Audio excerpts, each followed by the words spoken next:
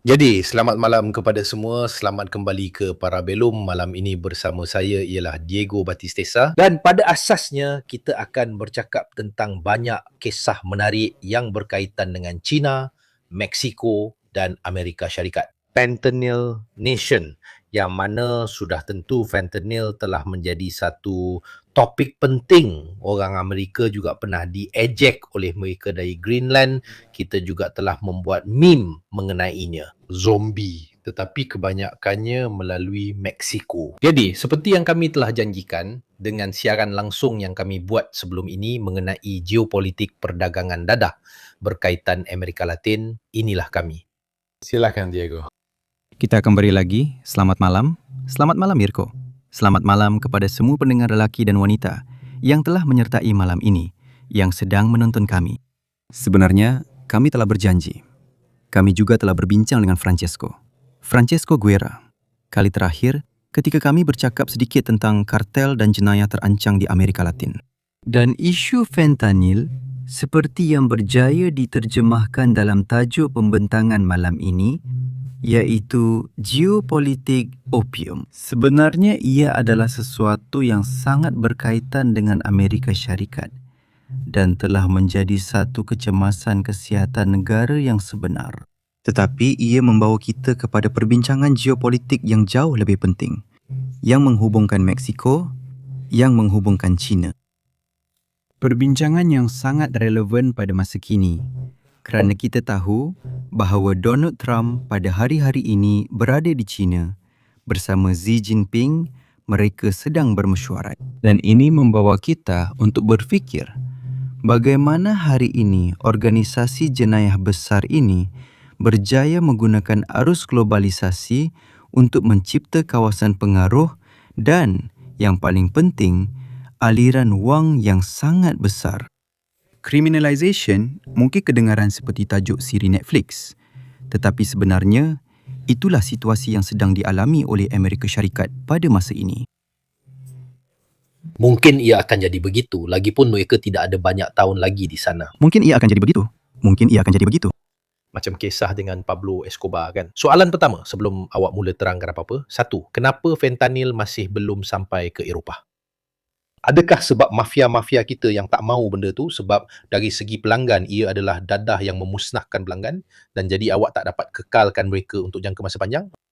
Ia adalah dadah yang sukar untuk dikawal. Ia sukar untuk dikawal. Ia memerlukan skala ekonomi. Nanti kita akan lihat dalam pembentangan yang telah kita sediakan, ia memerlukan skala ekonomi. Di mana alirannya? Maaf, kamu tahu kadang-kadang saya terkeluar perkataan Sepanyol selain daripada basicamente. Dan di mana mesti ada akses yang sangat cepat, pantas kepada ubat-ubatan, nanti kita akan lihat kenapa. Dan di mana mesti ada kebergantungan yang besar kepada ubat penahan sakit. Dan yang paling penting, ada juga satu elemen yang kamu tekankan tadi. Salah satu masalah besar bagi mereka yang mengedar dadah, para pengedar, yang dalam bahasa Sepanyol dipanggil camelos, ialah mereka tidak tahu bagaimana untuk tidak membunuh pelanggan mereka. Maksudnya, mereka tidak dapat mencari formula yang membolehkan mereka mengedar seperti mana mereka mengedar, seperti mana dadah lain diedarkan. Kerana fentanyl, seperti yang akan kita lihat malam ini, sangat mematikan. Dos yang sangat kecil boleh menjadi sangat mematikan. Dan kerana di banyak pasaran dadah, mereka juga mencampurkan dadah, fentanyl telah menjadi sesuatu yang sangat serius. Ia adalah satu wabak. Kita bercakap tentang puluhan ribu kes kematian, terutamanya di kalangan golongan muda di Amerika Syarikat. Ia adalah produk yang masih belum sampai ke Eropah. Tetapi juga belum sampai, Mirko, ke negara-negara lain di Amerika Latin. Terdapat kesan, beberapa contoh di Argentina, di negara-negara lain. Namun ia masih belum mencapai tahap yang kita lihat di Amerika Syarikat. Kita fikirkan, apabila kita memikirkan tentang fentanyl dan kerosakan yang telah dilakukan oleh fentanyl, maafkan saya jika saya tersenyum, kerana sudah tentu ini bukan sesuatu yang patut membuat kita tersenyum, bukan? Namun saya tersenyum kerana dalam masa yang sangat singkat, kita terpaksa mewujudkan satu hari kebangsaan untuk memberi perhatian dan kesedaran tentang fentanyl. Pada tahun 2026, kita akan ada hari yang kelima. Ini bermakna ia bermula pada tahun 2021 pada 29 April. Jadi, beberapa hari lepas, 2 minggu lepas, telah diadakan Hari Kebangsaan untuk kesedaran tentang fentanyl. Kerana adalah penting untuk memberi kesedaran kepada orang ramai, mengingatkan bahawa mangsa sangat ramai, kebanyakannya dalam kalangan orang muda, dan yang paling penting, mempromosikan strategi pencegahan overdosis dengan naloxone. Naloxone adalah ubat yang digunakan. Sekarang, ia digunakan oleh semua pasukan penguatkuasa undang-undang dan semua paramedik di Amerika Syarikat. Seperti yang anda lihat, saya juga telah letakkan gambar papan iklan besar yang terdapat di tepi jalan. Ia membuatkan kita faham bahawa ia adalah sejenis semburan yang juga digunakan sebagai alat sedut yang boleh digunakan dalam pelbagai bentuk, kan? Tetapi yang paling biasa adalah jenis ini. Sebaliknya, alat sedut ini kelihatan sedikit seperti yang digunakan untuk asma, kan? Ia adalah satu bahan yang boleh memastikan anda sampai ke hospital dalam keadaan hidup secara asasnya. Maksudnya, ia bukan untuk membalikkan overdose sepenuhnya seseorang yang mengalami overdose. Dengan naloxone, dia tidak terus bangun dan berjalan. Tidak. Tetapi ia membolehkan anda mendapat bantuan supaya sekurang-kurangnya anda boleh sampai ke hospital. Lebih kurang begitu. Macam mana mereka guna epinephrine, kalau saya tak silap. Epinephrine doktor guna untuk mereka yang mengalami overdose. Saya ingat lagi. Saya, Mirko, pernah beberapa tahun bersama Bantuan Awam. Boleh dikatakan begitu. Boleh buat promosi. Saya pernah bersama Bantuan Awam beberapa tahun di ambulans. Dan saya ingat kami tak guna. Maksudnya, prosedur itu tak ada. Tapi sekarang, bila saya bayangkan apa yang perlu dilakukan semasa kecemasan, paramedik yang perlu buat tindakan ataupun pihak berkuasa atau juga di sekolah, di bangunan awam, di mana kejadian terlebih dos memang kerap berlaku setiap hari. Ia sudah menjadi satu kemestian. Maksudnya, semua pasukan keselamatan dan mereka yang melakukan intervensi di jalanan mesti mempunyai naloxone. Ini untuk memberi gambaran kepada anda tentang apa yang sedang kita bincangkan. Maksudnya, dalam masa 5 tahun lepas, mereka terpaksa mewujudkan satu hari kebangsaan untuk meningkatkan kesedaran tentang fentanyl. Dan terdapat papan iklan besar di sekitar jalan yang bercakap tentang naloxone. Ini dia. Di mana mereka menerangkan cara menggunakannya untuk bertindak terhadap kes-kes terlebih dos. Bila kita bercakap tentang kes, di sini saya letakkan satu contoh supaya kita boleh faham apa yang sedang kita bincangkan. Terdapat juga struktur sosial, sudah tentu, mengenai siapa yang paling banyak menggunakan fentanyl, siapa yang paling ramai mati. Terdapat stratifikasi sosial yang sangat jelas di Amerika Syarikat. Tetapi jika anda lihat pada kotak di bawah kanan, anda boleh faham bahawa krisis fentanyl benar-benar sedang menjejaskan semua orang. Pada tahun 2023, cucu lelaki Robert De Niro telah meninggal dunia. Saya tidak pasti sama ada anda masih ingat berita itu. Sangat muda, berumur 19 tahun akibat overdosis campuran ubat-ubatan, opioid dan dadah lain termasuklah fentanyl. Jadi, kita sedang bercakap tentang sesuatu yang menjejaskan semua lapisan masyarakat tanpa mengira. Sudah tentu, cucu lelaki Robert De Niro tidak mempunyai masalah kewangan. Yang bagaimanapun, nanti kita akan lihat menyerang terutamanya golongan yang paling lemah dalam satu sistem, iaitu sistem Amerika Syarikat yang memang dibina untuk mewujudkan jenis. Struktur dan keperluan seperti ini dalam golongan tertentu. Soalan. Berapakah kosnya berbanding yang lain? Sebab kalau ia berjaya menggantikannya, itu bermakna akses lebih mudah. Saya andaikan mesti ada perbezaan kos. Bukan sahaja akses lebih mudah, tetapi ia juga dicampur atau disembunyikan dalam pil lain. Fikirkan, saya tak pasti sama ada dalam slide sebelum ini ada nombor. Rasanya ada. Tentang beberapa nombor. Jadi, fikirkan tentang tahun 2020 tahun 2024. 75% kematian akibat overdosis. dalam kalangan remaja berumur 10 hingga 19 tahun melibatkan fentanyl. 75%. 3 daripada 4 kematian dari tahun 2020 hingga 2024 berkaitan dengan fentanyl. Lihat kategori umur itu. Antara umur 10 dan 19 tahun. Anak saya yang paling kecil baru berumur 7 tahun. Maksud saya, bila saya fikirkan, perkara ini memang menakutkan. Dan jika kita lihat yang seterusnya, bayangkan jumlah yang diperlukan untuk mengalami overdosis maut fentanyl. Hanya 2 miligram. Ini Mirko, membawa kita kembali kepada apa yang kita bincangkan tadi. Para pengedar jalanan. Mereka tidak tahu bagaimana untuk tidak membunuh pelanggan mereka supaya pelanggan terus membeli. Pada dasarnya, Untuk berjaya mencipta ketagihan dan kemudian memastikan mereka terus membeli, bayangkan, fentanyl adalah 50 kali lebih menyebabkan ketagihan daripada heroin. Maksudnya, ia menyebabkan ketagihan 50 kali ganda lebih kuat daripada heroin. Jadi ia adalah jenis bahan yang, sekali anda mula menggunakannya, sangat sukar untuk berhenti. 50 kali lebih kuat daripada heroin, 100 kali lebih kuat daripada morfin. Morfin adalah ubat penahan sakit yang seperti yang kita tahu diberikan kepada orang yang mula mengalami kesakitan yang teramat sangat. Sebagai contoh, apabila mereka mengalami keadaan kanser yang sudah berada di peringkat akhir. Bayangkan, fentanyl adalah 100 kali lebih kuat daripada morfin. Kita sedang bercakap tentang dadah kimia. Satu sebatian yang dihasilkan secara kimia yang telah menjadikan, seperti yang akan kita lihat nanti, kartel-kartel Meksiko sebagai industri kimia jenayah yang sebenar. Kerana mereka mula menghasilkan sebatian ini secara besar-besaran. Tapi saya ingin bertanya ini, Diego. Jika kosnya begitu rendah, ada yang kata hanya 4 euro setiap dos. Jadi margin keuntungan tidak sama seperti ketika mereka menjual kokain atau heroin 50, 100, 150 euro setiap gram perkara seperti itu. Tapi hakikatnya ialah, kosnya hampir sifar. Kos pengeluaran hampir sifar.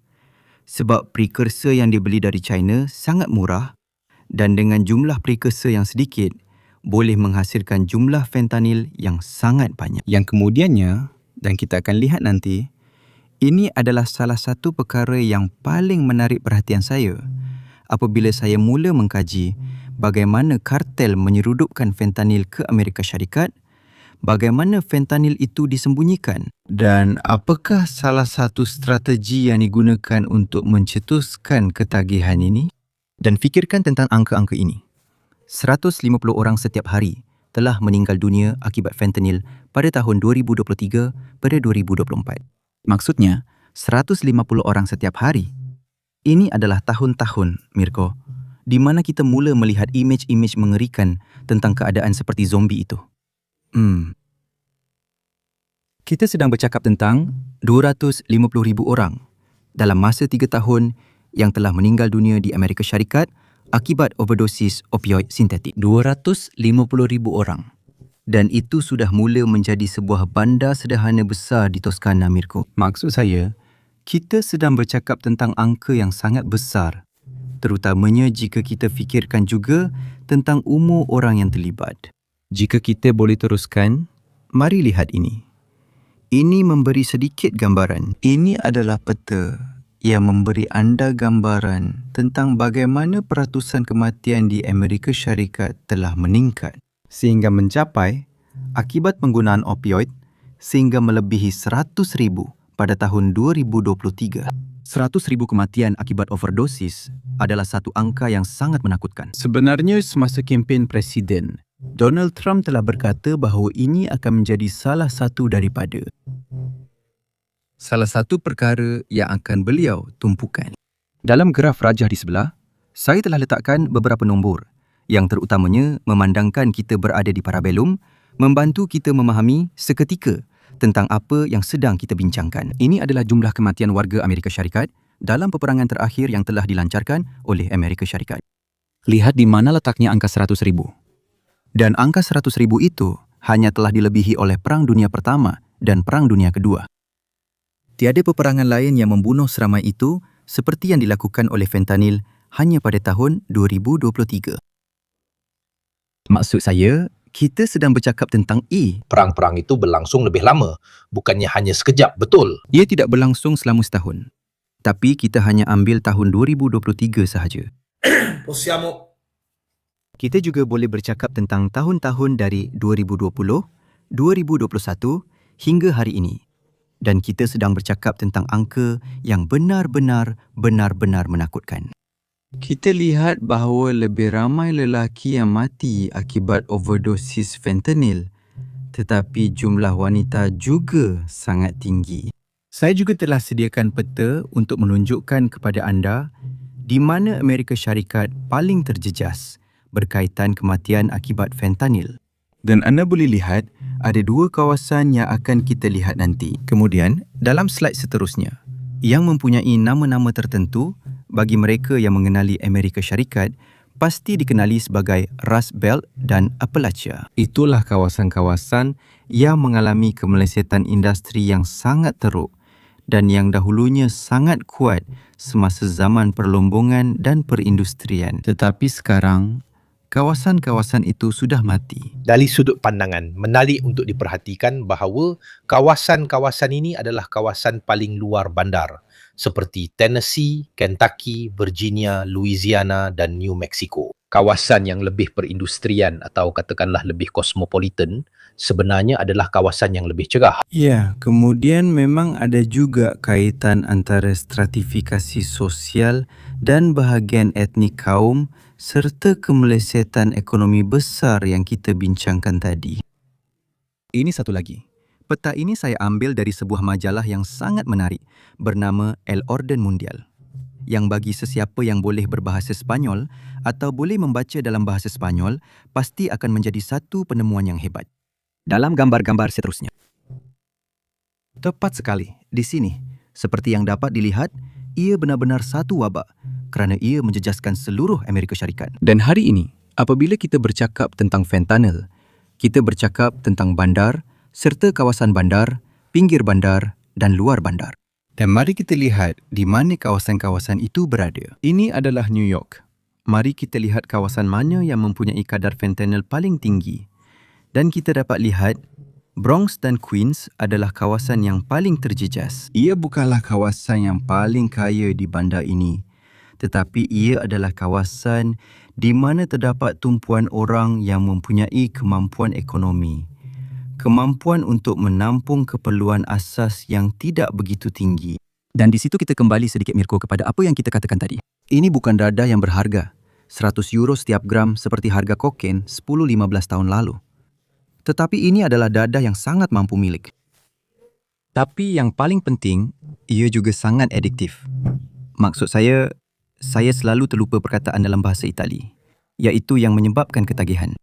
Dan pada slide seterusnya, kita boleh lihat sebenarnya di sini anda boleh nampak di bahagian bawah imej yang terakhir. Bola merah fentanyl itu bersamaan dengan semua yang di sebelah kanannya, iaitu heroin, dan semua yang lebih jauh di kanan lagi ialah morfin. Jadi bola merah fentanyl itu mempunyai kekuatan yang sama dengan heroin atau morfin.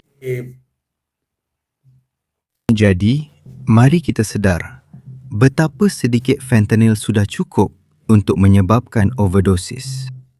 Dan masalah dengan fentanyl ialah ia sudah wujud sebelum kartel Meksiko menggunakannya untuk membina industri kimia jenayah. Dalam gambar paling kanan, anda boleh lihat fentanyl dalam bentuk komersial yang telah disahkan dan telah digunakan selama bertahun-tahun oleh syarikat farmaceutical. Dan ia adalah produk yang telah dihasilkan selama beberapa tahun dan digunakan untuk merawat keadaan sakit kronik. Biasanya, seperti yang anda lihat, ia telah dibangunkan pada tahun 60-an. Dan ia memang digunakan secara eksklusif hanya untuk kesakitan yang teruk, memberikan euforia serta-merta. Ia sangat berkesan kerana ia sangat kuat. Namun, sejak tahun 60-an lagi, ketika ia dibangunkan, sudah diketahui bahawa masalah ini berkaitan dengan dos minimum yang boleh membawa maut. Dan Tunggu. Tanya, kenapa sekarang? Maksudnya, kartel dadah. Saya rasa itu barang mereka juga. Jadi mereka kenal barang tu sebab benda ni bukan dihasilkan pada tahun 70-an, 80-an, 90-an. Kenapa sekarang soalan berjuta-juta dolar? Mirko, itu soalan yang betul. Sebab sekarang masalah itu, mereka sendiri yang cipta di negara sendiri, Amerika Syarikat. Sebenarnya, kartel Meksiko dan secara umum jenayah terancang telah bertindak balas terhadap keperluan pasaran. Pada saat Undang-Undang Amerika Syarikat berubah, pada saat itu juga. Kita akan lihat dalam slide seterusnya. Apa yang telah didorong pada tahun 80-an dan 90-an kini difahami sebagai satu kesilapan. Maksudnya, krisis itu sebenarnya bukan bermula di jalanan, tetapi bermula dalam sistem kapitalis. Dan di sini kami jelaskan dengan sangat baik. Sistem kesihatan dan farmasutikal itu sendiri yang telah menghasilkan perkara ini pada tahun 90-an. Dan di sini juga, sesiapa yang mungkin mengikuti kami dan mengenali syarikat farmasutikal ini dengan baik, pasti akan terasa sesuatu yang mencurigakan. Purdue Pharma, yang dikawal oleh keluarga Saka, telah mempromosikan penyebaran Oxycontin, iaitu oksikodon, secara agresif, yang kita kenali dengan sangat baik. Dan satu lagi, opioid yang digunakan untuk merawat kesakitan dan dipersembahkan sebagai sangat selamat. Kempen pemasaran yang sangat agresif. Mirko, mereka menjual pil-pil ini seolah-olah seperti mengambil pil sebelum menaiki kapal terbang. Saya ada tengok beberapa liputan, memang agak berat di mana mereka tunjukkan betapa banyaknya. Ada penggunaannya sangat besar, bahkan hanya untuk ubat tidur dan sebagainya, yang di tempat kita perlukan preskripsi doktor, tapi di Amerika kau boleh ambil dengan tenang, makan pil dan terus tidur. Tengok juga kat sana. Sebenarnya, contohnya, fentanyl. Fentanyl yang sah hanya boleh diambil dengan preskripsi doktor. Masalahnya ialah, kempen-kempen ini yang sangat agresif terhadap doktor oleh syarikat farmasutikal telah mencipta satu gabungan keadaan yang sangat buruk. Dalam situasi ini, pelanggan iaitu pesakit memang mahukannya. Doktor pula mendapat komisen besar untuk menulis preskripsi. Jadi, dalam masa 20 tahun, telah terbentuk satu sistem ketagihan di peringkat nasional, di mana setiap kali anda rasa sakit, anda akan terus mencari opioid. Jadi telah terbentuk satu sistem yang menormalkan penggunaan opioid untuk merawat kesakitan. Tiada terapi lain, terus ambil pil, terus ambil ubat. Tapi apa yang berlaku? Pada satu ketika, undang-undang berubah. Atau jika bukan undang-undang, persepsi berubah. Dan sebenarnya, saya rasa sistem itu juga berubah. Kartel yang datang kemudian, betul. Dan kita jawab soalan yang awak tanya tadi. Pada saat kita mengalami 20 tahun pengembangan besar-besaran dalam preskripsi, kita mencipta populasi yang sangat besar yang bergantung kepada analgesik opioid. Dan kita sedar bahawa kita ada masalah. Kita mula mengehadkan akses kepada ubat preskripsi. Jadi, kita mula menarik balik preskripsi dan mula berkata, ubat-ubatan ini hanya digunakan dalam kes yang sangat spesifik dan untuk penyakit yang sangat tertentu. Tetapi pada ketika itu, anda mempunyai ratusan ribu orang yang telah menjadi ketagih dengan ubat-ubatan tersebut. Jadi apa yang berlaku? Jika sistem undang-undang tidak lagi membekalkannya kepada anda akan tukar pembekal dan kartel pun datang. Dan organisasi jenayah yang akan mengambil kesempatan. Mereka sangat mahir dalam hal ini. Mereka sangat peka. Mereka tahu bila masanya untuk berkata, okey, di sini kita boleh buat duit. Mereka pasti telah membuat kajian pasaran, betul?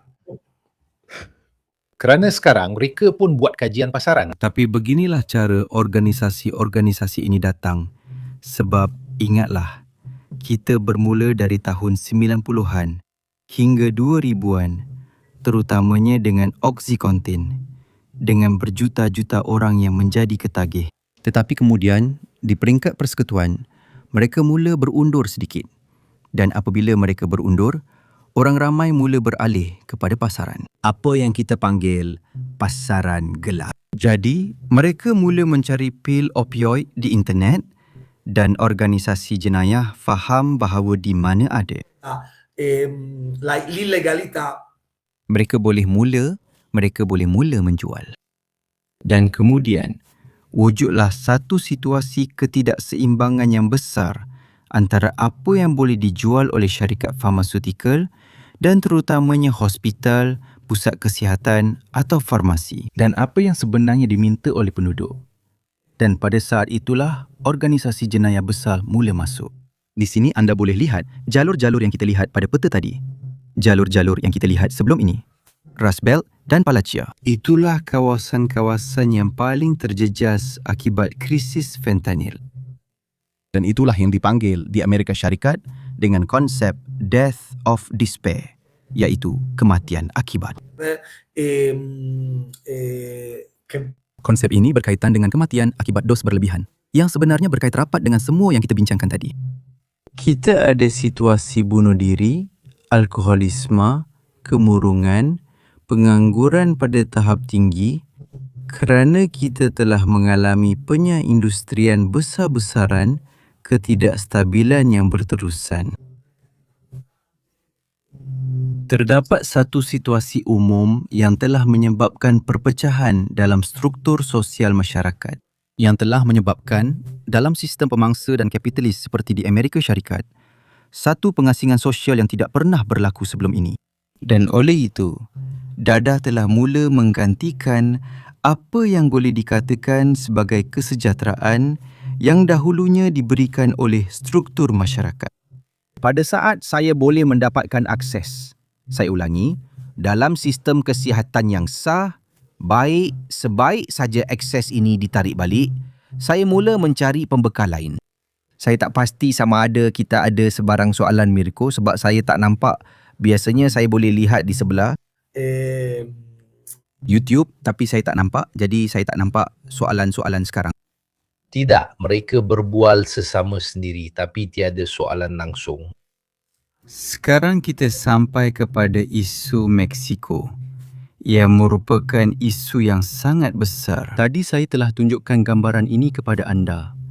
Yang sebenarnya itulah yang kita lihat di sana. Jika anda lihat dalam gambar di sebelah kanan yang terakhir, kita dapat lihat naloxone di atas tanah yang telah digunakan untuk membantu menangani kes overdosis. Gambar-gambar ini adalah dari Kensington. Anda boleh lihat naloxone. Anda masih ingat gambar yang kita lihat tadi? Gambar-gambar ini diambil di Kensington pada waktu siang.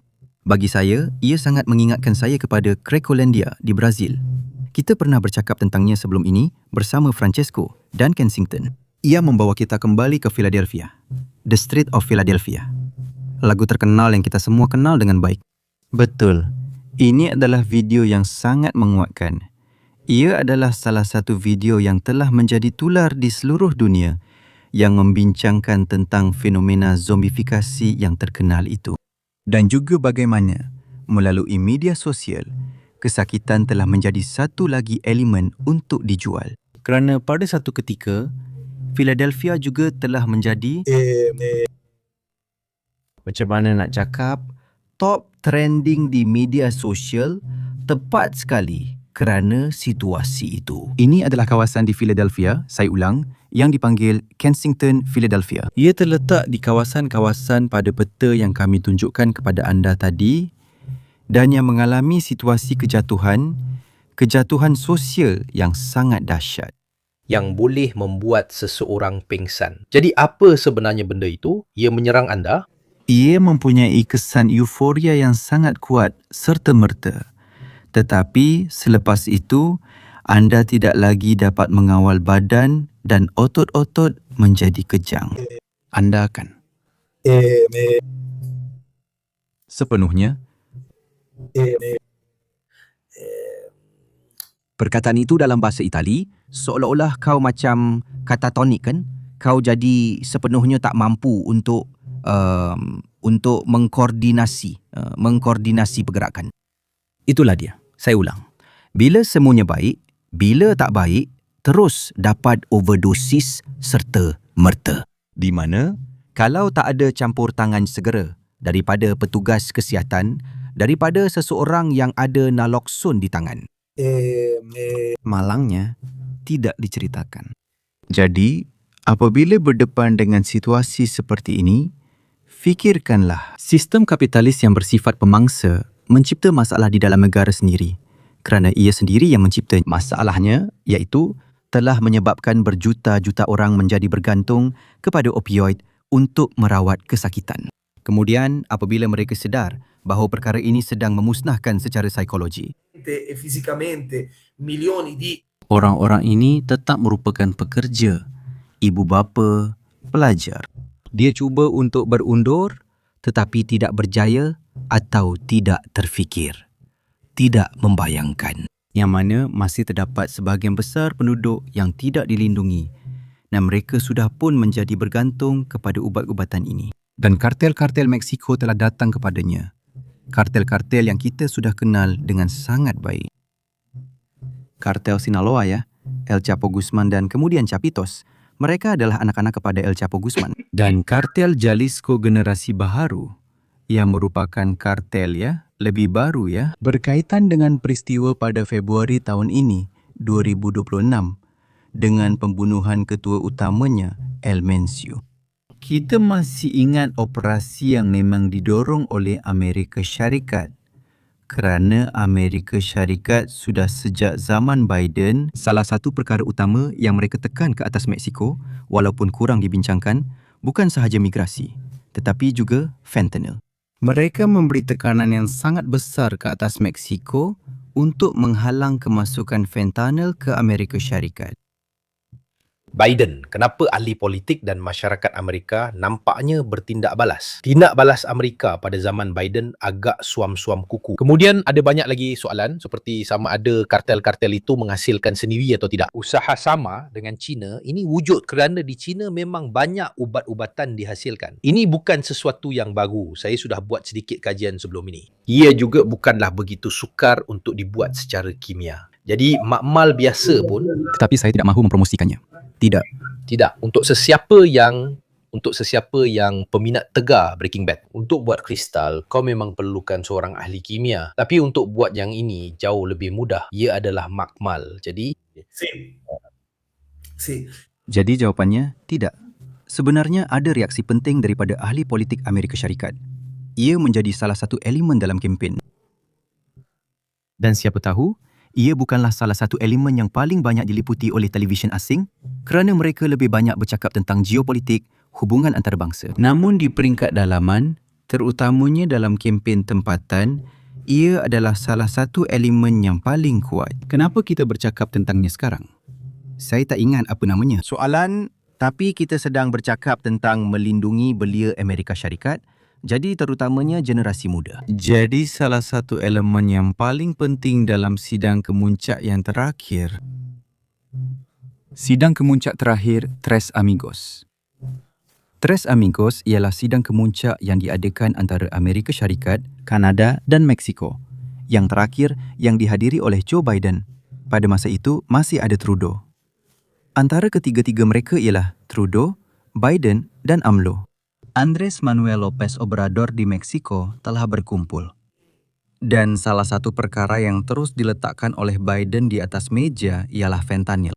Juga kerana kita tahu bahawa Biden sendiri dalam keluarganya telah menghadapi masalah besar berkaitan dadah. Tidak, anak lelakinya telah menghadapi masalah besar berkaitan dadah di Amerika Syarikat. Sukar untuk ada keluarga yang tidak pernah ada seorang atau dua orang yang tidak pernah menghadapi masalah. termasuk juga keluarga Kennedy. Soalan penting kerana ini adalah satu langkah asas. Slide ini pada pendapat saya adalah sangat penting. Sebelum ini kita bercakap tentang beberapa kawasan tertentu di Colombia dan sebagainya di mana mereka pergi untuk membuat ladang tersembunyi termasuk di dalam hutan dan sebagainya. Jika anda pernah menonton siri Narcos, anda akan lihat bagaimana mereka memproses daun coca, kemudian menapisnya dan sebagainya. Semuanya dilakukan di dalam hutan, di pondok-pondok yang dibuat dengan zinc bergelombang. Quindi anche difficili da vedere neanche dengan helikopter atau dengan satelit, dan di sinilah bahayanya terletak. Bukan sahaja kerana seperti yang anda katakan 50 kali lebih menyebabkan ketagihan kan. Jadi ia mengikat anda dengan ketagihannya jauh lebih kuat, lebih berkuasa, lebih segera daripada yang lain. Tetapi hakikatnya di sini kita beralih daripada pengedaran dadah secara pertanian yang memerlukan ruang dan lebih sukar untuk disembunyikan. Terdapat banyak peringkat termasuk untuk membersihkan wang dan sebagainya kepada peringkat industri di sebuah bilik bawah tanah. Dan kemudian anda boleh menghasilkan semua fentanyl yang anda mahu. Ya, sebenarnya makmal haram boleh berada di mana-mana sahaja. Awak telah terangkan dengan sangat baik, Mirko. Maksud saya, kita sedang bercakap tentang logistik yang jauh lebih mudah, kos yang jauh lebih rendah dan pengeluaran yang sangat mudah. Kemudian, seperti yang kita lihat, kita juga akan lihat bagaimana ia dihasilkan. Dan selain itu, untuk kartel-kartel Meksiko yang bertanya, tapi dari mana datangnya hubungan dengan Cina ini? Tidak, kerana mereka perlu melakukan pengubahan wang haram dan melalui rangkaian mafia besar Cina, mereka boleh melakukan pengubahan wang haram. Sementara itu, mereka menghantar precursor. Dan lihat di sini, di bahagian kiri atas. Kos untuk menghasilkan pil yang mengandungi fentanyl itu sangat rendah. Dan mereka boleh menjualnya semula dengan harga yang sangat tinggi. Bayangkan jumlah pil yang mereka boleh bawa masuk ke Amerika Syarikat dalam pasaran yang, saya ulangi, menggunakan pil-pil ini setiap hari. Maksud saya, kita sedang bercakap tentang produk yang digunakan setiap hari. Dan bukan satu sahaja. Maksudnya, bukan ambil satu sahaja. Jadi di sini, anda boleh lihat keseluruhan kitaran itu. Ideanya ialah dari China. Mereka menghantar apa yang dipanggil precursor, iaitu produk yang diperlukan untuk mengaktifkan. Melalui bahan-bahan ini, kemudian fentanyl dihasilkan. Siap dan selesai. Dalam Latino Americano, oleh rakan saya, Francesco Guerra. Saya telah menemui satu artikel yang memang membincangkan tentang kaitan ini. Tentang kaitan penting dengan China sebenarnya. Donald Trump. Mari kita buat, kalau kamu mahu Mirko, satu selingan. Juga tentang isu semasa. Dia sedang berada di China sekarang untuk berbincang dengan Xi Jinping tentang banyak perkara.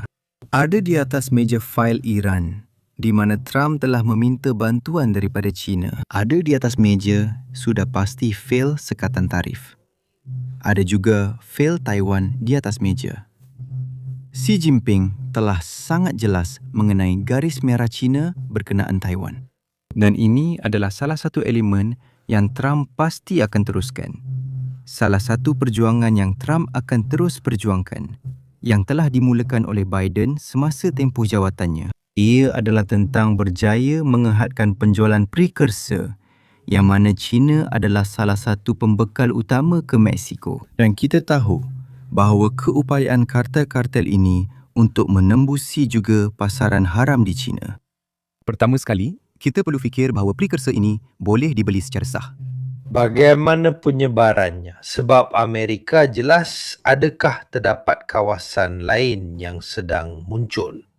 Buat masa ini, seperti yang kita bincangkan tadi. Buat masa ini, ia masih belum menjadi produk yang difikirkan atau dijual di Amerika Latin. Ia bukan produk yang nampaknya mendapat sambutan di pasaran Amerika Latin buat masa ini. Juga kerana, saya ulang sekali lagi, ia memang berdepan masalah ini, terutamanya rangkaian pengedaran, kerana di sini kita bercakap tentang populasi yang sudah sangat bergantung kepada opioid. Ia bukan produk yang orang akan cuba secara sembarangan. Ia bukan seperti menghisap ganja, kemudian terus beralih dari ganja ke fentanyl. Saya sedang bercakap tentang populasi yang sudah sangat kekurangan. Dalam tanda petik budayanya Ya, budayanya. yang mempromosikan perkara seperti itu. Betul. Dan terutamanya, kita sedang bercakap tentang harga di mana $15 untuk satu pil di negara-negara yang gaji minimumnya adalah $340 atau $250. Walau bagaimanapun, harga-harga ini tidak mampu dimiliki oleh orang ramai setiap hari. Bukan untuk semua orang. Bukan untuk jenis pasaran yang disasarkan oleh kartel-kartel itu. Dan kemudian, ada juga persoalan besar yang masih tergantung-gantung. Dan persoalan yang masih belum terjawab ialah, adakah China berminat untuk menghentikan penjualan precursor kepada kartel-kartel itu, yang mana mereka sebenarnya sedang melakukan kerja penting untuk melemahkan musuh besar dari segi geopolitik dan geostrategik dari dalam. Kerana apa yang sedang berlaku dengan fentanyl di Amerika Syarikat adalah masalah nasional yang besar yang menimbulkan banyak masalah kestabilan dalaman. Dan juga banyak masalah kepada sistem yang jelas telah dilihat hampir runtuh, sama ada di peringkat hospital mahupun di peringkat struktur sosial. Dan di beberapa kawasan, malah dari segi imej juga. Kau pernah ingatkan kali terakhir, kalau aku tak silap, ketika Trump mula bertindak seperti, macam mana nak cakap dalam bahasa Itali, dalam bahasa Sepanyol, maton, kan? Bila dia mula berlagak tentang Greenland dan orang Greenland mula memuat naik di TikTok dan media sosial, si ganasa. Betul, si ganasa. Betul, saya terlupa perkataan ini. Dan tak apalah, satu sikap macam mafia pada dasarnya. Mereka mula memuat naik di media sosial video-video ini di mana mereka mencipta semula situasi mengerikan di Kensington yang kita lihat tadi. Jadi dari segi kerosakan imej pun, ia sangat menakutkan. Sekarang, saya ulangi. Di China, kita perlu mempertimbangkan soalan-soalan. Ada beberapa soalan yang menarik ya. Saya cuma nak cakap benda ni saja. Bayangkan di China, mereka membeli precursor ini secara sah. Kartel tidak perlu buat apa-apa untuk membelinya secara haram. Tapi, walaupun China mahu mengharamkannya, Sudah pasti, kartel-kartel itu nanti akan ada peluang. Memandangkan mereka memang sudah ada hubungan kuat dengan rangkaian mafia untuk pengubahan wang haram, untuk mendapatkan akses kepada precursor ini. Jadi, bukannya Xi Jinping boleh kata, esok kita tak jual lagi precursor dan perkara ini akan selesai dalam 2 hari. Sejauh mana analogi antara krisis fentanyl dengan perang candu pada abad ke-19 itu tepat dan sudah tentu adakah triad terlibat? Jadi Winter Night, awak dah buat, saya tak tahu nama sebenar awak, saya panggil awak Winter Night sebab saya nampak nama itu, Winter Night. Awak dah buat satu analogi yang sangat tepat. fentanyl adalah candu abad ke-21 untuk Amerika Syarikat. Dan ia memang dianggap pada tahap sebegitu. Sebenarnya mereka sedang cuba mengambil langkah balas yang setimpal. Triad terlibat dalam hal ini. Di sini saya perlukan Francesco yang lebih mahir tentang kaitan langsung. Ikut firasat saya akan kata ya. Sukar untuk perdagangan sebesar ini pada tahap ini dengan jumlah wang sebanyak ini tidak terlibat. Namun saya tak boleh beri maklumat yang lebih tepat tentang perkara ini kerana saya hanya akan meneka dan memberi pendapat dan saya tidak suka meneka atau memberi pendapat. Saya hanya suka bercakap tentang perkara yang saya ada data. Jika saya jumpa dokumen atau jika saya jumpa sumber yang saya rasa sah munasabah, saya akan serahkan kepada Mirko untuk dikongsi jika perlu. Tidak. Ia menarik kerana sebelum ini Hindia Timur yang membuka perdagangan candu di China yang menyebabkan pembunuhan beramai-ramai, kekacauan selain daripada peperangan. Di sini, kartel-kartel yang pergi ke China atas sebab keuntungan atau mereka dicari oleh pihak di sana. Setakat yang diketahui. Saya ulangi, dari sudut pandangan. Dari sudut pandangan kartel Meksiko, triad China, jadi mafia China. Katakanlah mafia. Mafia China yang kita tahu mempunyai kehadiran global yang meliputi Amerika Utara, Eropah, Asia. Dan mereka dikaitkan dengan pemerdagangan manusia, pemerdagangan senjata, pemerdagangan dadah. Jadi boleh dikatakan mereka terlibat dalam hampir semua perdagangan haram antarabangsa yang besar. Mereka memainkan peranan penting dalam apa yang kini menjadi keutamaan bagi kartel Meksiko, iaitu pengubahan wang haram. Jadi, disitulah titik pertemuan utama. Pada saat kartel Meksiko memerlukan sokongan penting untuk pengubahan wang haram, mereka pasti akan berhubung dengan organisasi mafia China yang, di pihak lain, boleh menjadi rakan kongsi besar yang diperlukan oleh kartel-kartel ini untuk memperoleh sejumlah besar bahan kimia prekursor. Kerana kita sedang bercakap tentang jumlah prekursor yang sangat besar yang kemudian digunakan untuk jumlah ini daripada fentanyl. Bayangkan keuntungan yang dihasilkan di Amerika Latin kemudian dipindahkan melalui saluran ini antara Asia dan juga Amerika Syarikat, di mana triad mempunyai kehadiran yang sangat penting kerana idea utamanya sentiasa cuba untuk mengekalkannya. ia boleh jadi sudah tentu dolar. Seperti yang dilakukan oleh kartel Colombia yang kita semua tahu. Yang akhirnya sampai menyembunyikan wang di bawah tanah. Jadi sebelum kita teruskan, saya perlu mengucapkan terima kasih kepada penaja hari ini yang sudah tentu ialah Incogni. Saya bayangkan anda seperti saya, setiap hari menerima email spam daripada perkhidmatan yang anda sendiri pun tak ingat pernah guna atau pernah daftar. Sudah tentu mereka ini menawarkan anda kadar harga, promosi dan sebagainya. Jika anda keliru bagaimana mereka dapatkan maklumat anda, sama ada email atau nombor telefon, ketahuilah bahawa setiap kali anda mendaftar ke sesuatu perkhidmatan, jika ia percuma, itu bermakna produk sebenar adalah anda. Jadi apa yang dilakukan oleh Incogni? Incogni ialah satu perkhidmatan yang menguruskan penyingkiran data peribadi anda secara dalam talian daripada pelbagai laman web dan broker data.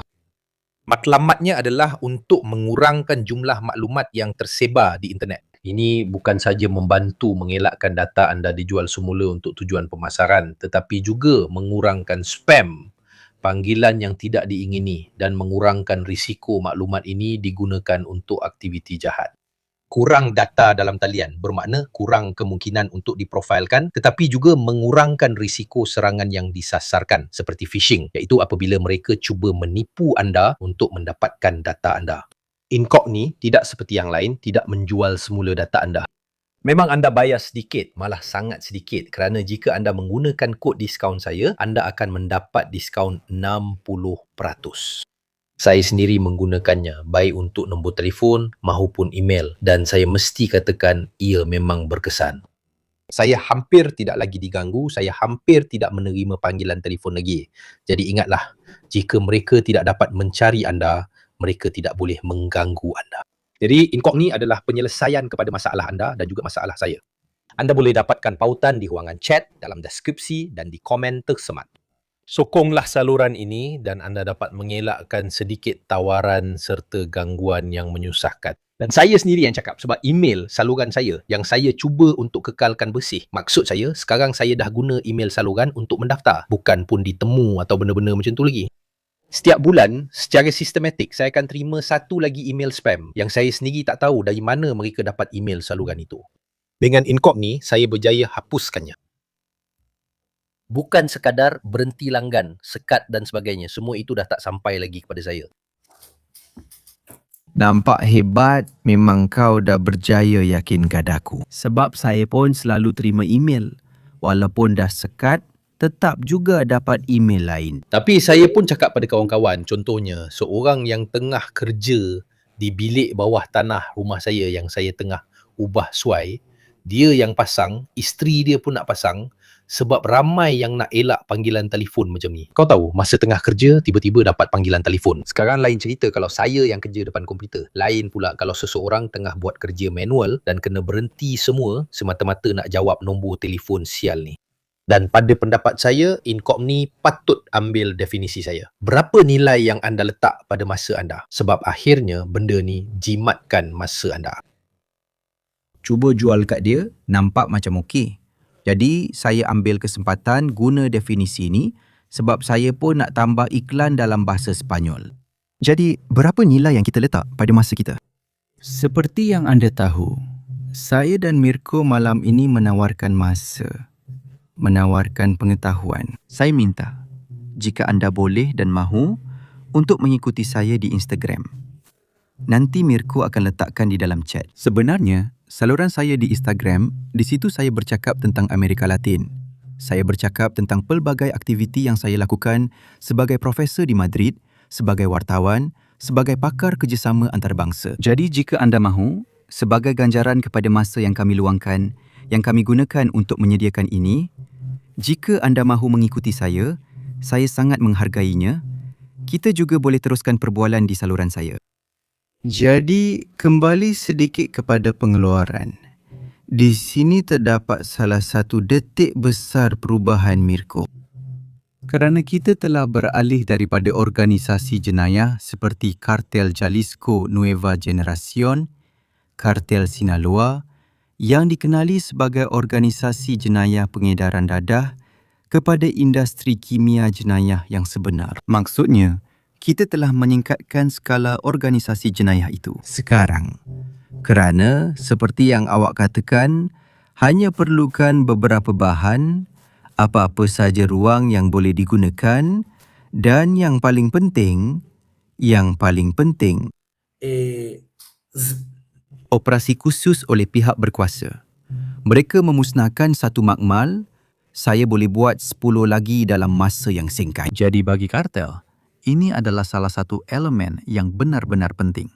Salah satu aliran besar yang membolehkan untuk membawa di far arrivare Wang, satu aliran tunai. Kerana ada penyahpusatan sama seperti terdapat ratusan makmal di Ukraine yang membuat drone dan oleh itu sukar untuk diserang untuk menghentikan pengeluaran, di sini mereka juga boleh menyahpusatkan. Jika sebelum ini anda cuba untuk mempunyai semua ladang di satu kawasan kerana anda perlu menapisnya, memusatkannya dan sebagainya, ia sangat menyusahkan. Kerana jika anda ada katakanlah satu ladang koka di satu tempat, satu lagi 50 km jauhnya, kemudian anda perlu membawa barang itu dan sebagainya, di sini pula anda boleh mempunyai banyak makmal kecil yang juga boleh dikorbankan. Maksudnya kalau satu tertangkap, anda tak kisah sebab ia tak memberi kesan apa-apa. Betul, juga boleh dikorbankan.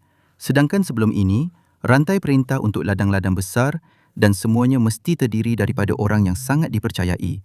Kerana jika rantai itu terbongkar, ia boleh menyebabkan kemusnahan ladang-ladang yang sangat besar. Kita fikirkan, ketika semuanya bermula dengan kartel-kartel besar yang mula terlibat dengan ganja dahulu, bukan dengan kokain. Tapi sekarang,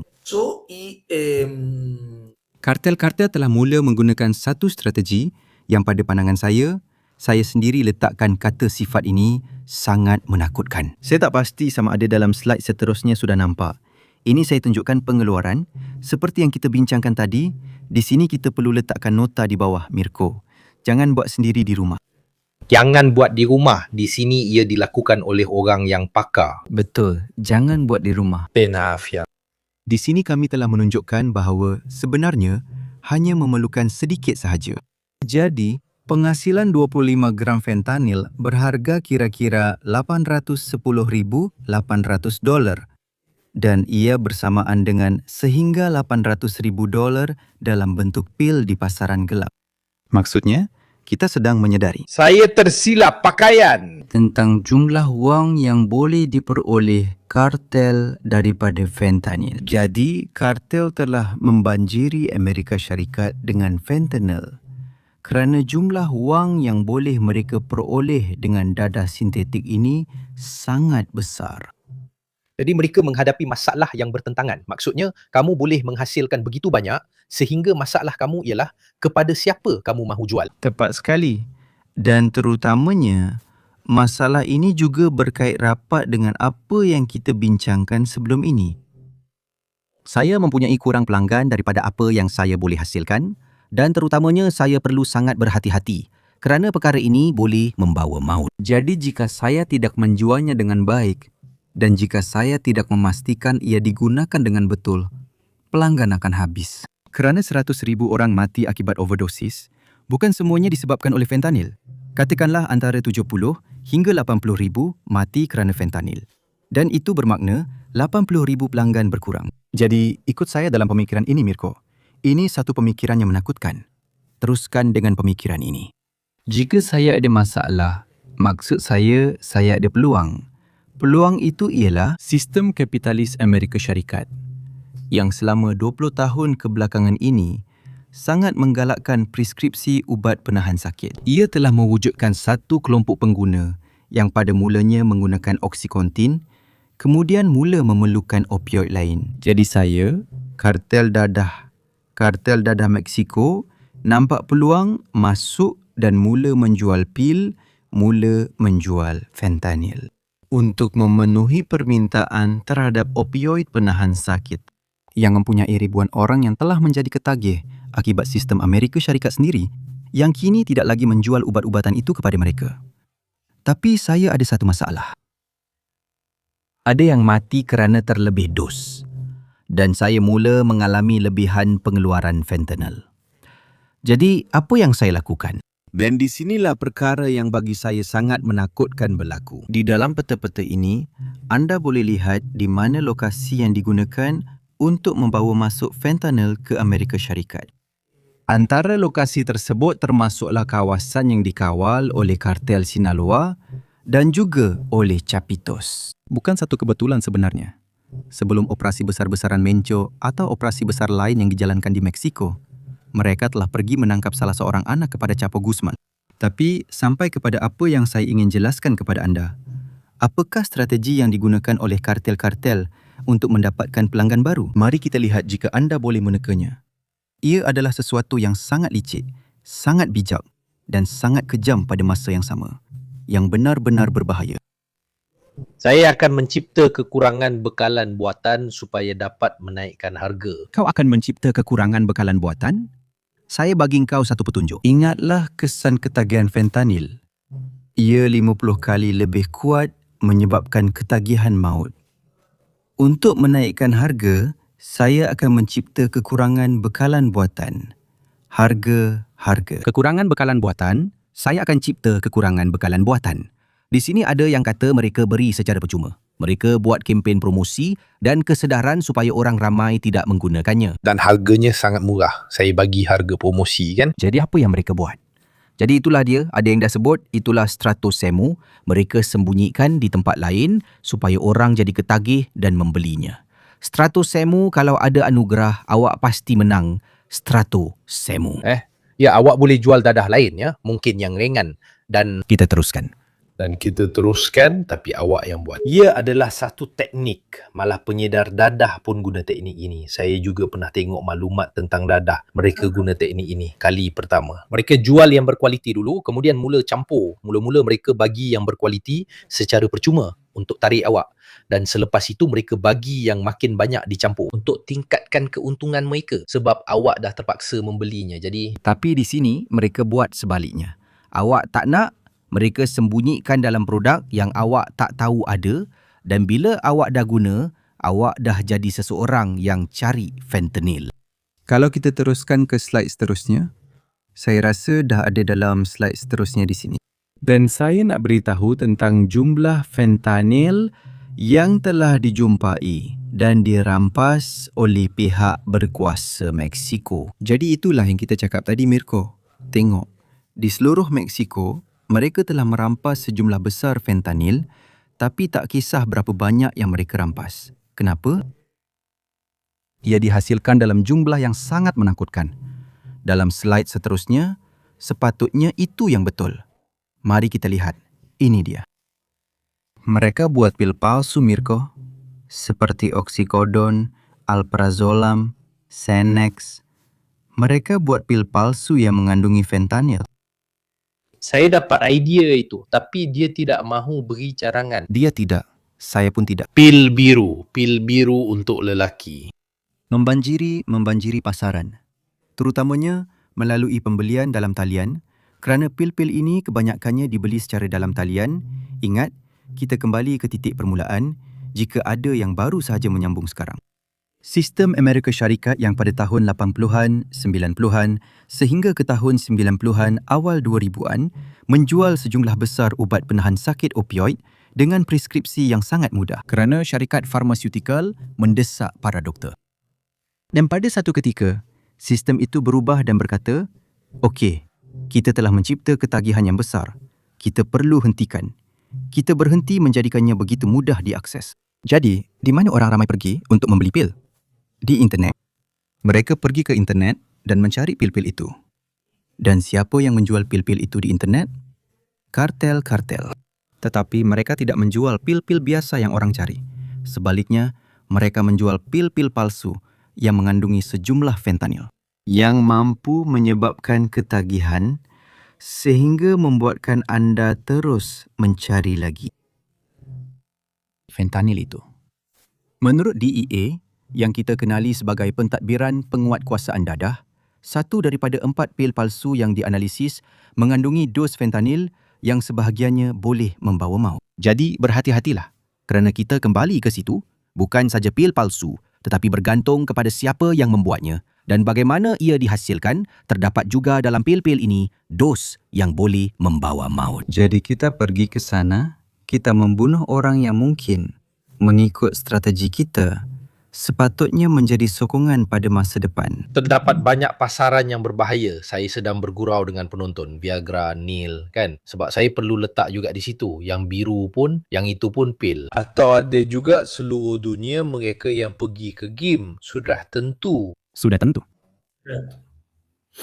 Ada semuanya. Minuman protein, benda-benda pil besar, Enrolon, semua benda-benda ini. Ya, tapi pertimbangkan juga bahawa saya akan masukkan ini dalam slide sebab penting untuk dipertimbangkan. Ubat-ubatan ini yang sering dicari di internet juga sering dicari oleh golongan muda kerana ia digunakan untuk merawat kebimbangan, kemurungan. Semua situasi yang kita tahu sangat meluas, terutamanya dalam generasi Z. Jadi, mereka yang lahir Orang Amerika adalah pengguna terbesar di dunia untuk ubat-ubatan yang dipreskripsi oleh ahli psikologi. Tepat pada Jadi di situ, pelbagai elemen yang sangat merosakkan dari segi sosial bertembung. Sangat merosakkan dari segi sosial. Tetapi ia sangat menarik untuk strategi organisasi jenayah. Mari kita ulangi. Yang telah menjadi industri kimia dan jenayah sebenar. kerana saya ada penonton yang sangat muda yang sering mencari pil secara dalam talian tanpa memberitahu ibu bapa mereka. Kerana mereka mempunyai kemampuan keuangan yang besar dan saya jual pil-pil itu kepada mereka yang akhirnya menjadikan mereka pengguna fentanyl. soalan penting, bagaimana mereka membelanjakan wang ini untuk tentera dan sebagainya. Kerana dulu anda perlukan tentera bersenjata besar untuk melindungi pengeluaran penghantaran kokain, perkara-perkara seperti itu. Tetapi sekarang, apabila penghantaran itu juga boleh dijual, mereka ambil satu penghantaran dan siapa peduli berapa nilai penghantaran satu tan itu? $10,000. Dulu, 1 kilo bernilai $10,000. Jadi memang ada satu perubahan juga dari segi itu ya. Kita ada bincangkan sedikit dengan Francesco kali terakhir. Jadi, Pasti tidak perlukan tentera-tentera ini yang mengawal kawasan. sudah pasti mereka tetap perlu berebut kawasan. Sebab kita kena ingat bahawa kartel Sinaloa dan Jalisco selama satu generasi tetap berebut kawasan di Mexico. Kemudian mereka melancarkan perang proksi di kawasan lain. Ingatlah Ecuador contohnya. Di mana dua kartel Mexico ini menggunakan kumpulan penjenayah bersenjata tempatan untuk berperang secara proksi. Untuk mendapatkan akses, terutamanya ke kawasan pelabuhan, tetapi juga ke laluan penyeludupan dadah dan laluan di kawasan Amazon. Dan kemudian, salah satu masalah besar, saya ulangi, yang terutama disebut oleh Francesco kali terakhir, ialah pengubahan wang haram. Ia adalah penyusupan wang yang datang daripada kartel yang sedang membanjiri pelaburan besar di merata tempat. Ingatlah, ini tidak berlaku lama dahulu. Tetapi ingatlah tentang Panama Papers. Di situ, sebuah kotak Pandora telah dibuka yang membuatkan kita faham bahawa, contohnya, saya pernah tinggal di Panama. Dan di Panama, perkara itu memang jelas. Ia boleh dirasai. Terdapat banyak kawasan di bandar di mana terdapat pelaburan yang jelas merupakan sebahagian daripada strategi pengubahan wang haram. Bangunan-bangunan besar yang dibina dan kemudian dibiarkan kosong. Maksudnya, ia kekal di situ dan dibina hanya untuk tujuan mencuci wang. Berjaya dapatkan sedikit wang.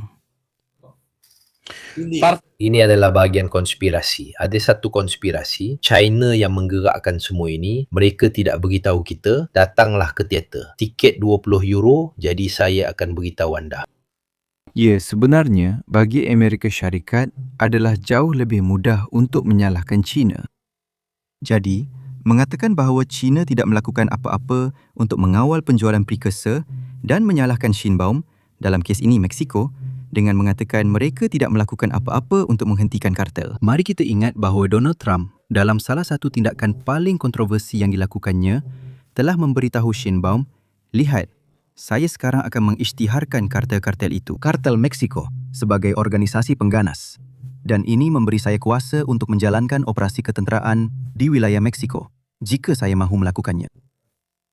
Seperti yang berlaku kemudian, menurut kisah fantasi yang dicipta di sekitar Venezuela, di mana operasi sekatan maritim ini telah dibenarkan.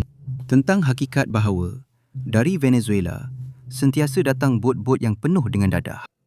Dan dari situlah memang semua operasi dengan Menchu dan segala-galanya bermula. Kerana lebih mudah untuk menyalahkan China atau menyalahkan Mexico?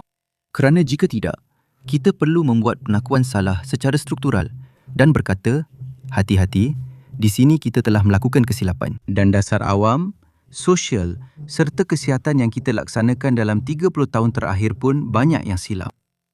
Saya tidak percaya itu benar. Betul. Jadi memang ada masalah struktur. Yang jika kita tidak tangani. Kemudian, mari kita ingat satu perkara. Kerana kita melihat Amerika Syarikat dengan mata orang Itali, dari Itali atau dari negara-negara Kesatuan Eropah. Saya bercakap untuk mereka yang tinggal di Kesatuan Eropah. Di Eropah, melakukan apa yang dilakukan oleh pelobi di Amerika Syarikat akan menjadi sesuatu yang haram. Ia akan dianggap rasuah. Tetapi, ramai orang yang mempunyai kerusi di Kongres Amerika Syarikat, kempen itu telah dibiayai oleh syarikat farmasutikal besar, oleh syarikat pengeluar senjata besar. Jadi, adakah terdapat pakatan antara dorongan terhadap produk kimia tertentu atau pindaan kedua yang terkenal itu dengan politik? Pengakuan salah seperti ini sangat sukar, terutamanya dengan Donald Trump di Rumah Putih. Di pihak lain pula, tanpa menjadi seorang yang percaya teori konspirasi. Tapi maaf, Saya tidak rasa saya seorang yang percaya teori konspirasi. Saya cuma ikut siapa penyumbang terbesar kepada Obama. Kalau awak tengok kempen dia, semua syarikat farmasutikal besar. Betul. Betul, ya, tidak. Saya nak beritahu awak, mereka juga menurunkan ambang kelayakan supaya orang yang sebelum ini tidak layak pun boleh mendapat akses, supaya dapat meningkatkan jualan. Maksudnya mereka sendiri yang mencipta masalah itu. Ya. Kemudian awak cakap satu perkara yang sangat benar. Hari ini Trump adalah lambang paling tulen bagi sistem kapitalis Amerika Syarikat. Kadang-kadang kita pernah ada di Rumah Putih pemimpin yang hanya sekadar simbol dan kurang tulen. Tapi hakikatnya tidak pernah berubah. Ingatlah bahawa di bawah pemerintahan Obama, jumlah pengusiran tertinggi dalam sejarah Amerika Syarikat telah berlaku. Jadi, memang penting apa yang kau katakan, Mirko. Kembali kepada apa yang kita bincangkan tadi, tentang China dan salah bandar serta peperangan. Dan ini salah China. Cuma mereka tak beritahu kita. Saya kembali kepada hal itu. Saya rasa China pada masa ini tidak kisah dengan situasi ini. Maksud saya, masalah di rumah pihak lawan politik yang memang sedang menghadapi kesukaran. Bagi saya, Malah dari sudut pandang sejarah, ada unsur ironi di sini kan? Ya, sudah pasti. Jika bercakap tentang sudah pasti, sudah pasti. Namun begini, Saya tidak akan mengatakan bahawa ada satu komplot yang sedang berlaku. Tetapi memang ada situasi geopolitik yang menguntungkan yang dimanfaatkan oleh sesetengah pihak. Dalam kes ini sudah pasti oleh China. Fentanyl. China. sekarang saya perlu dengar daripada seseorang yang lebih pakar tentang China. Tapi saya tidak rasa mereka ada masalah dadah yang besar. Jadi mereka tidak ada agensi seperti DEA di China. Saya tidak tahu ketagihan apa yang ada di sana. Sebab dalam dunia Soviet atau dunia komunis, penggunaan dadah sangat sedikit. Ya, sebab ada kawalan sosial yang sangat ketat di China. Jadi memang sangat sukar. Maksudnya, kalau awak nampak seseorang yang mula berada dalam keadaan seperti orang-orang di Kensington, Philadelphia. Maksudnya, saya bayangkan operasi yang dijalankan untuk mencari pihak yang menyebabkan keadaan itu sangat berkesan dan sangat pantas. Jadi, ada kawalan sosial yang jauh lebih teliti dan berhati-hati. Dan memang, Donald Trump yang telah membiasakan kita dengan perkara-perkara yang sangat luar biasa, telah membuat akta fentanyl yang terkenal, yang bertujuan menjadi satu dekri khusus untuk menghentikan fentanyl. Tetapi pada dasarnya, malah, mari kita katakan, secara asasnya, semuanya adalah undang-undang yang sudah ada, yang memang sudah wujud. Jadi, akta fentanyl yang dibuat oleh Donald Trump ini lebih kepada, katakanlah, satu tindakan simbolik untuk media, untuk orang ramai, untuk menunjukkan bahawa dia sangat mengikuti isu ini, kan? Ia adalah sesuatu yang Donald Trump sering bangkitkan semula apabila ia menguntungkan dirinya kerana ia masih merupakan luka yang terbuka. Maksudnya, sesuatu yang masih wujud. Jumlahnya telah menurun. Kita perlu jujur. Jumlah kematian telah menurun.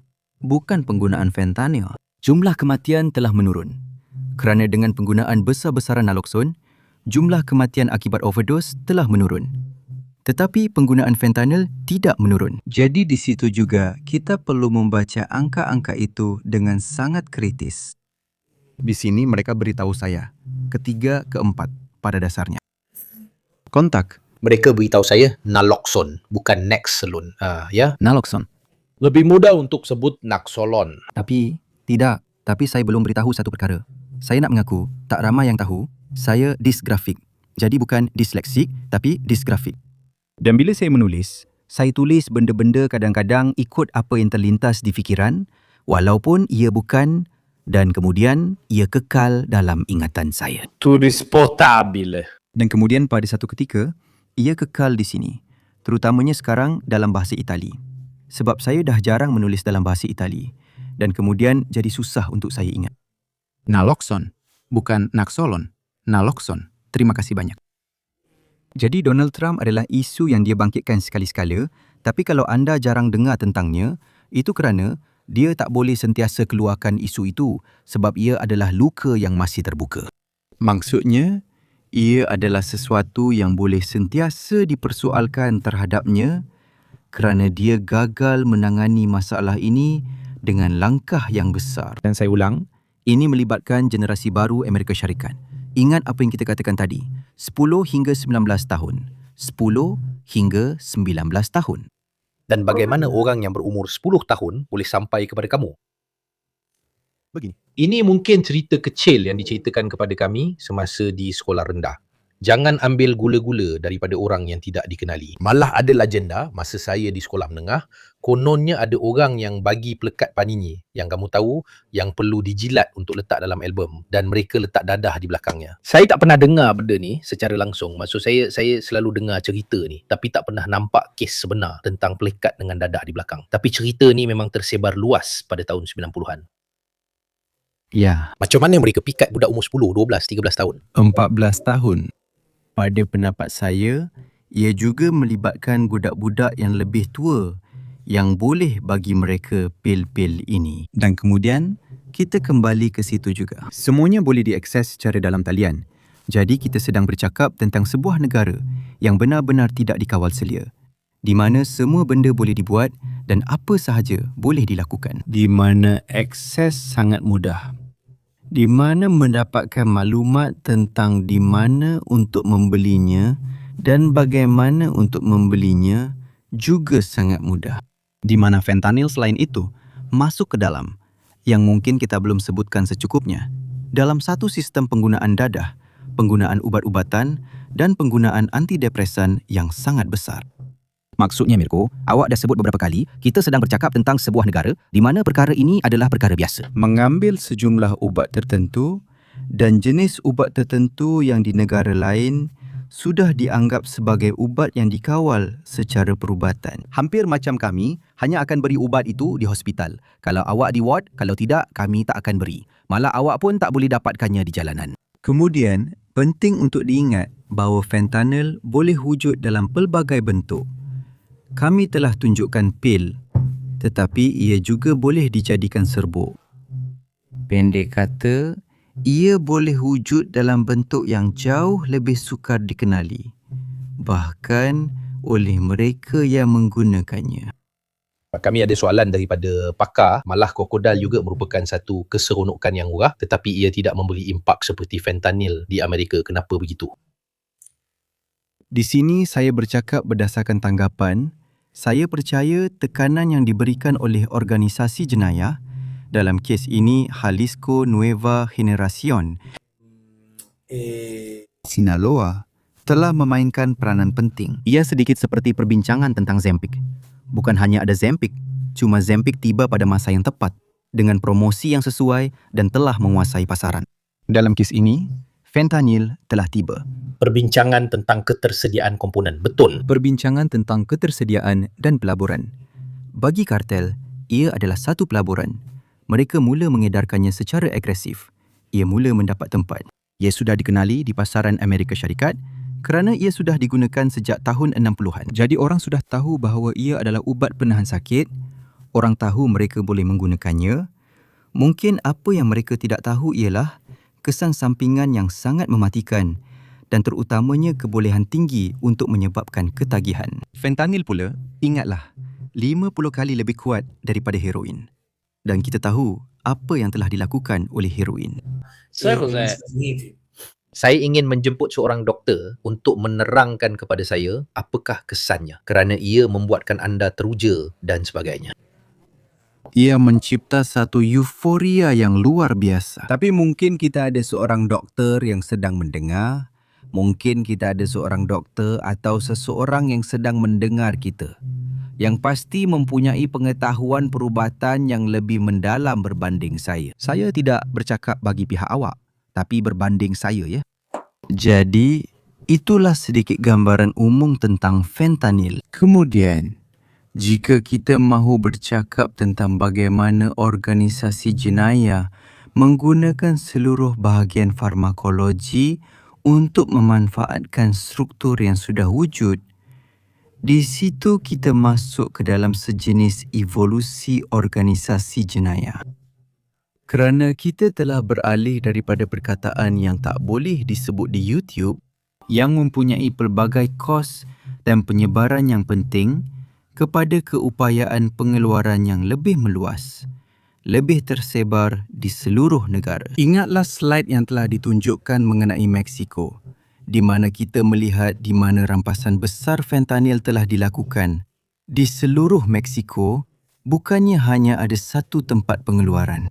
Dan dari situ, ia boleh dieksport juga kerana kemungkinan untuk mengeksport pil-pil kecil yang sangat kecil adalah sangat besar. Ia boleh disembunyikan di mana-mana atau tidak, kerana ia juga boleh tidak disembunyikan. Itulah maksudnya. Dilihat dan dipertimbangkan. Pil-pil yang dipalsukan adalah pil-pil yang juga boleh dijual secara sah di Amerika Syarikat. Jadi ia dimasukkan ke dalam saluran jualan dalam talian dengan harga yang rendah, kos yang rendah. Dan di situ, mereka berjaya mewujudkan satu saluran penyebaran yang boleh, mengikut strategi kartel-kartel tersebut, yang pada pendapat saya sangat kejam, sangat jahat. Yang mana mereka berjaya menambah bilangan pelanggan berpotensi. Pada masa kamu membeli sebiji pil Xanax dan kamu sebenarnya menerima pil yang mengandungi dos fentanyl. Dan jika kamu bernasib baik, Ia tidak membawa maut. Jika kamu bernasib baik, ia tidak membawa maut dan hanya menyebabkan ketagihan. mereka juga telah menyingkirkan kartel-kartel sebelum ini. Atau adakah itu kartel yang sama yang telah beralih kepada sistem ini? Mereka ialah kartel yang sama yang telah beralih. Kartel Sinaloa dan Jalisco generasi baharu, yang merupakan mereka yang menghasilkan fentanyl. Tidak ada bercakap tentang penukaran, sekurang-kurangnya saya tidak mempunyai bukti tentang penukaran pengeluaran, contohnya di Colombia, kepada fentanyl. Quindi abbiamo Mungkin mereka juga menjalankan siasatan kerana jika mereka juga terlibat, tidak cukup orang. Tidak. Maksudnya ada struktur yang telah diwujudkan berdasarkan keupayaan jualan tertentu. Seperti yang awak katakan tadi, kajian pasaran dan lain-lain. Itu. Kemudian, pada satu ketika, ingatlah bahawa bukan kartel Jalisco, generasi baharu atau Sinaloa telah berhenti menjalankan semua operasi jenayah yang lain. Mereka terus melakukannya. Penyeludupan senjata, penyeludupan manusia, eksploitasi pelacuran. Penculikan. Tetapi mereka juga mempunyai pelbagai strategi undang-undang. Tapi juga sebab mereka ada pasaran Eropah kan.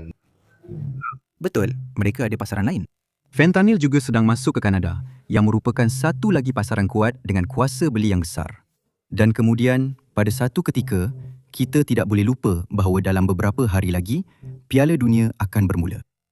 Dan apabila ada acara sukan sebesar Piala Dunia Bola Sepak, organisasi jenayah akan berkembang kerana ramai orang datang dan banyak wang terlibat. Untuk dibahagikan, orang-orang ini mencari hiburan dan dalam perkataan hiburan itu bergantung kepada siapa yang bercakap dan siapa yang mendengar.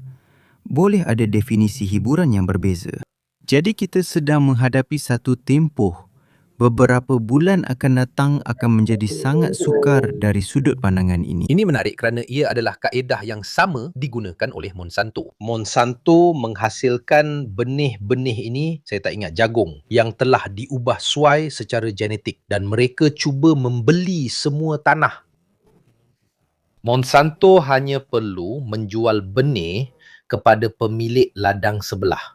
Kerana cukup jika sedikit benih tanaman itu tersebar ke ladang lain dan ladang itu tidak lagi boleh. Pada dasarnya tumbuh semula. Sebab apa helahnya? Ia pada dasarnya menghasilkan tongkol jagung apa sahaja untuk satu musim tetapi langsung tidak mampu menghasilkan benih yang boleh bercambah pada tahun berikutnya. Jadi awak terpaksa beli semula benih daripada Monsanto. Awak jadi bergantung kepadanya. Dan teknik yang mereka gunakan untuk menguasai semua orang ialah apabila seorang menerima sedangkan orang di sebelahnya tidak menerima dan itu sudah cukup. Sedikit benih akan sampai ke sana menggantikan yang lain. Menjadi mandul dan awak terpaksa beli benih daripada Monsanto. Lebih kurang, ini adalah teknik pemasaran agresif. Seperti yang mereka lakukan iaitu kaedah kapitalis melawan dirinya sendiri. Ya, sebab awak sentiasa kena cari lebih ramai pelanggan. Tapi yang paling penting, awak juga kena tingkatkan toleransi pelanggan terhadap apa yang awak jual sekarang. Untuk melangkah lebih jauh berbanding Eropah, saya juga nak maklumkan kepada anda sebab mungkin ada yang tertanya-tanya kan, tapi Diego, macam mana pula di Itali? Macam mana di Eropah? Tapi perkara ini memang dah sampai. Ada laporan tentang kehadiran fentanyl di Sepanyol, di Jerman, di pasaran gelap, terutamanya di Sepanyol, sejak tahun 2019-2020. Tetapi, jumlah kematian yang berkaitan dengan penggunaan opioid di Sepanyol, di Jerman dan di negara-negara lain dalam Kesatuan Eropah, jumlahnya sangat kecil. Seorang pun sudah terlalu ramai. Tetapi jumlahnya sangat kecil berbanding dengan bencana yang sedang kita bincangkan di Amerika Syarikat dan angka yang terus dilaporkan. Kes-kes yang dilaporkan di Eropah, dalam kebanyakan kes, melibatkan precursor dan fentanyl yang datang dari India, dari China. Dengan bungkusan yang dihantar, memang untuk bungkusan yang sampai. Jadi kita bukan bercakap tentang laluan laut dengan kapal selam, tidak. Kita bercakap tentang bungkusan yang sampai dan mula menguji pasaran. Perkara yang lebih membimbangkan lagi ialah kemunculan apa yang dipanggil nitazeni. Saya tak pasti kalau awak pernah dengar, Mirko. Nitazeni ialah super opioid yang lebih kuat daripada fentanyl. Ia sejenis fentanyl yang telah diubah suai dan boleh jadi 5 kali lebih kuat daripada fentanyl. Jadi kita bercakap tentang 200 kali lebih kuat daripada heroin yang sudah pun muncul di beberapa tempat. Saya kembali kepada soalan yang kita tanya tadi. Apakah keuntungan bagi organisasi jenayah ini untuk menjual produk yang tidak membenarkan penggunaan berterusan? Yang begitu merosakkan. Betul. Kerana dalam kebanyakan penggunaan yang berlaku, akhirnya ia membawa kepada kematian pengguna, pelanggan, klien dalam kes ini. Soalan terakhir, tidak ada soalan terakhir sebelum kita tamatkan yang pada pendapat saya sangat penting. Mexico dalam semua kekacauan sebelum ini dan yang sedang berlaku sekarang, kenapa kerajaan Mexico tidak pernah berjaya mengambil alih kawalan? Masalah rasuah. Mereka bayar semua orang, polis dan sebagainya. Sebab itu Mexico tidak pernah berjaya mengawal wilayahnya sendiri. Sudah pasti ada konteks yang mempunyai pelbagai sebab. Kita tahu bahawa Mexico telah mengisytiharkan perang terhadap pengedaran dadah pada tahun 2007. Mereka benar-benar mengisytiharkan perang dalaman terhadap pengedaran dadah pada tahun 2007. Sekarang, penembusan pengedaran dadah ke dalam institusi awam ke dalam pasukan polis, ke dalam sistem negara adalah sangat besar. Dan seperti yang berlaku di negeri-negeri lain, ia memang wujud. Terdapat kawasan-kawasan yang dikuasai oleh kartel yang telah mewujudkan negara dalam negara yang sebenar. Dan jadi betul, seperti yang dikatakan oleh Winter Knight selepas pembunuhan Mencho. Tetapi jika anda lihat, pergi cari video penangkapan Capito. Maksud saya sangat dahsyat apa yang berlaku selepas itu. Kerana selain mempunyai persenjataan, mungkin kita pernah tunjukkan kali terakhir persenjataan yang mereka ada. Questi cartelli Kartel di Meksiko. Selain mempunyai persenjataan ini, mereka juga mempunyai keupayaan untuk bertindak balas dan bergerak dengan pantas di kawasan mereka, yang membolehkan mereka mengatasi dari segi kekuatan, kehadiran dan impak serangan polis. Jadi selalunya satu-satunya yang boleh berdepan dengan kartel-kartel ini ialah tentera. Polis itu sendiri tidak boleh buat apa-apa dalam banyak kes. Apabila mereka tahu mereka tidak boleh buat apa-apa, mereka akan bekerjasama. Saya sendiri telah melihat perkara ini. Dan banyak. Negara-negara Amerika Latin, di Ekuador, di Kolombia, Panama dan juga untuk satu tempoh di Brazil. Kadang-kadang semuanya. Ketika saya tinggal di kawasan berhampiran sempadan, saya pernah melihat, tanpa bercakap tentang negara itu sekarang, saya pernah melihat sebuah barik tentera kecil. Dalam kes ini tentera, di mana mungkin ada 25 orang, di mana pegawai paling muda belum pun berumur 30 tahun. Dan di depan mata pegawai ini, mereka menyeludup petrol, menyeludup segala-galanya di hadapan tempat barik itu. Kerana ada garisan sempadan di sempadan dan seseorang tidak dapat memahami bagaimana perkara ini boleh berlaku. Dan kemudian anda faham bahawa di dalam hutan di hadapan itu ada satu batalion dengan 400 orang bersenjata yang berkawal di situ, yang merupakan sebahagian daripada sebuah kumpulan bersenjata. Yang dalam kes ini adalah Kolombia. Mereka berkata, tengok, kamu semua buat-buat tak tahu saja dan kita semua akan selamat. Kamu buat saja kerja yang kamu perlu buat di sini, ambil $400 sebulan yang mereka bagi dan kita semua tenang. Biar kami buat kerja kami sendiri. Jadi, saya ulang sekali lagi. Satu situasi yang berpunca daripada banyak sebab di mana mungkin tidak pernah ada kehendak politik yang sebenar dan terutamanya, siapakah yang meneruskan kartel-kartel ini di banyak kawasan? Ia adalah ekonomi sara hidup bagi ramai orang. Saya beri satu contoh yang membawa kita kembali ke Kolombia dan Ekuador. Sempadan utara Ekuador bersempadan, iaitu menjadi sempadan dengan banyak kawasan yang sukar diakses, tidak mudah untuk dimasuki. Di Kolombia, di mana tanaman coca ditanam dan dihasilkan untuk menghasilkan bahan putih yang kita kenali itu. Ramai orang yang tinggal di Ekuador dan yang tinggal di kawasan ini tidak mempunyai peluang untuk mendapatkan pekerjaan yang bergaji tinggi. Mereka pergi bekerja dengan menyeberangi sungai. Jadi menggunakan sampan, 5 minit di ladang di seberang sempadan. Raspachin, iaitu orang yang menanam pokok koka, kemudian memetik daun dan membawanya. Dan di mana ia dibawa, kemudian di mana ia diproses untuk menghasilkan bahan lain itu. Dan orang ini bukanlah seorang pengedar dadah. Orang ini boleh digambarkan seperti seorang buruh di selatan Itali, yang datang untuk bekerja sehari bagi mendapatkan sejumlah wang. Jadi organisasi-organisasi ini mewujudkan satu rangkaian, satu peluang pekerjaan yang, selain daripada orang-orang yang bekerja dalam organisasi jenayah seperti pengedar dadah, mereka juga memberikan sokongan sebenar dan ekonomi kepada pelbagai kawasan. Jadi untuk meruntuhkan semua ini, Mirko, memang sangat sukar.